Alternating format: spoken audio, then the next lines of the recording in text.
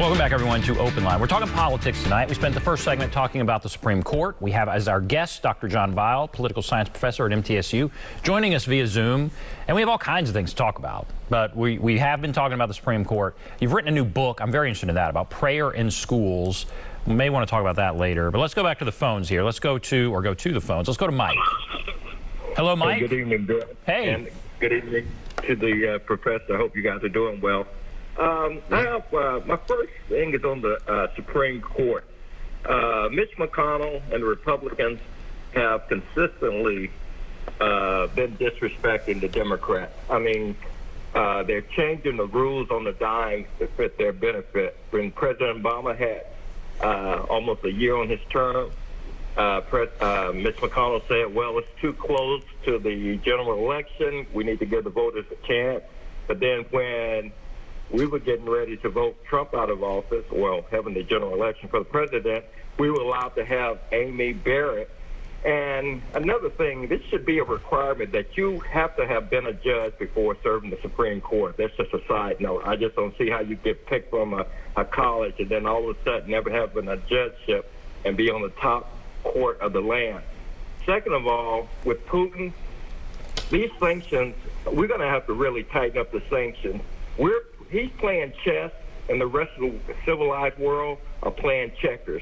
You have to, as soon as he talked about tanks leaving Russia, headed to Ukraine border, that's when we should immediately start coming down with sanctions. You don't wait to your enemy to surround your fort before you start to take defensive measures. We need to let him know that we're not playing. The civilized world is not playing. And I would like to ask the professor what other sanctions could really, really put a hurt on him that are not already being implemented. And you guys have a great night. Thank you. Mike, thank you for both of your questions. Let's start with the Putin stuff and those sanctions.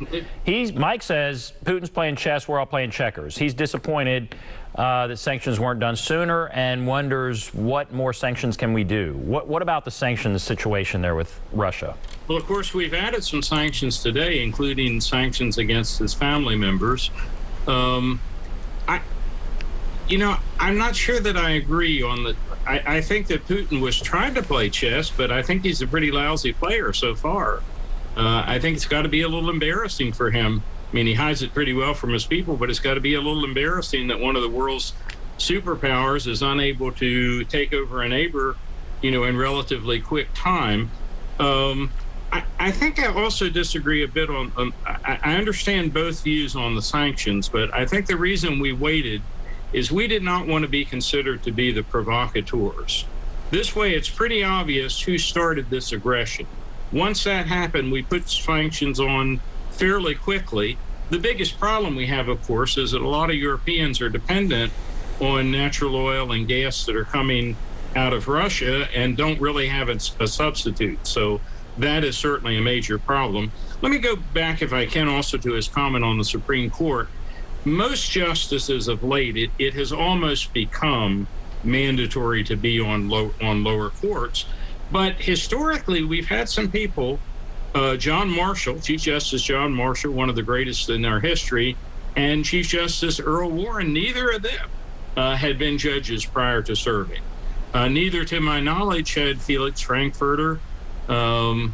Justice Black of Alabama may have been like on a police court or something like that, but not to my knowledge on a federal circuit court. So that I would say that the Supreme Court has become increasingly institutionalized and is more common now to find people that that have been on lower courts. It's definitely more common, but you're right. If you read, there's some fascinating figures that were not judges. Yes. And they were political, or they were presidents of colleges, I think, but they were very consequential and came up with some fascinating sort of compromises. There's always talk about a political figure being put on the court. I mean, there was talk about Ted Cruz, right, being put on the court. Well, before him, Andrew Cuomo, the first Cuomo, the Governor Cuomo had been free. Orrin Hatch, if I remember, a senator from Utah, had often been suggested. So. And actually, I think the last elected official to be appointed to the court, I believe, was Sandra Day O'Connor. So we have sort of moved away from, and it's ironic, as we moved away from people with political experience, the court itself seems to have become more politicized, and certainly the confirmation hearings have. That is interesting. And then, all right, the sanctions. I was surprised today to see that President Biden added more sanctions.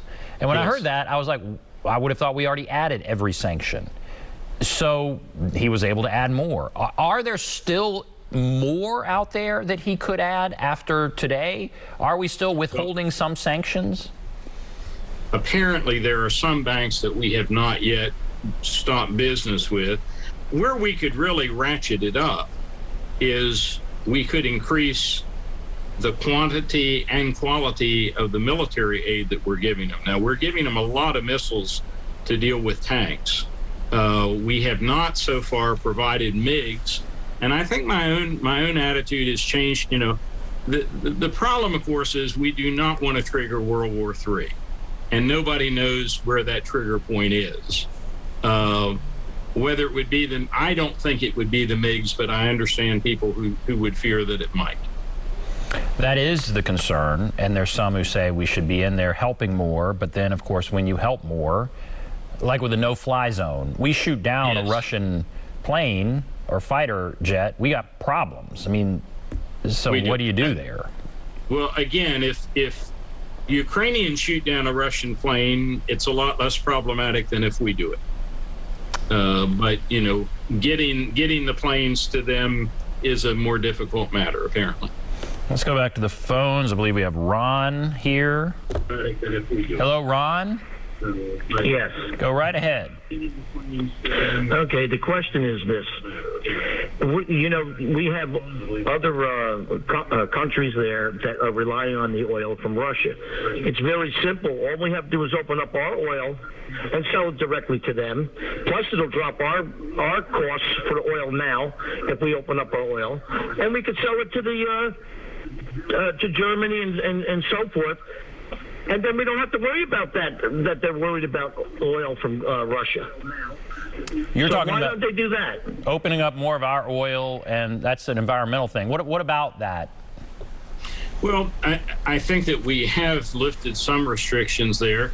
You know, opening, trying to do it, there's always going to be a gap between when you start it and when it actually goes. You know, if it's an oil pipeline or an oil field, you just don't bring them into existence by speaking them. But part of it is an environmental concern.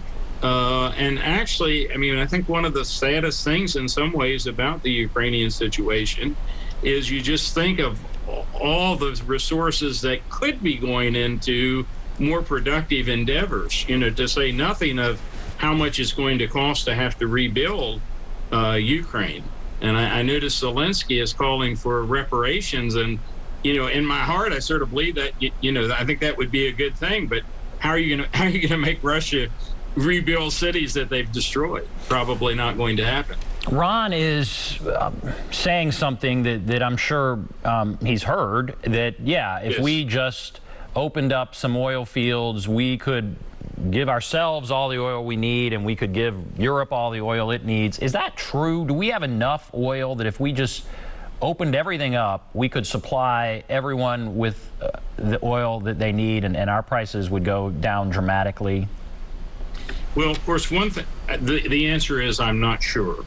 I suspect that part of what's happening here is you got to balance short-term needs with long-term needs. If you use up all the oil we have now, there's going to be less for the future. But one of the things that we have done, or Biden has done, is he has opened up the oil reserves, and if I understand, it's about it's the largest that has been open, you know, since it started, like a million gallons a day for the next 3 months, I believe it is, maybe 6 months.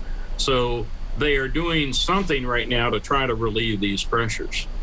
And one other question before you go to break: how stalled is Russia? I mean, is it? You said when our other caller, Mike, said that Putin is playing chess and everyone else is playing checkers. You said you disagree, that you think Putin should feel embarrassed that a superpower is not able to take over its neighbor. Is that the case? How stalled is Russia? again, I'm not a military analyst, so I don't know on this. I mean, what I do know is it appears as though Russia thought they were going to waltz in to Ukraine. People were going to greet them as liberators, and it was going to be a cakewalk. And I mean, really, remember early in the war, one of the greatest statements when Zelensky said, I don't need a transportation out of here, I need weapons. There were a lot of people who were expecting him to be obliterated and that city to fall. And right now, troops have been withdrawn. Now, whether it appears as though the new strategy is we're going to take as much of the east as we can, not worry about the western part of Ukraine, and that would still be a loss, but it would not be, I think, what Putin had originally intended. Interesting. I didn't know that was the new strategy. That is interesting. All right, we're going to take a break. We'll come back, take more calls on all this political stuff, and continue our discussion. Be back right after this.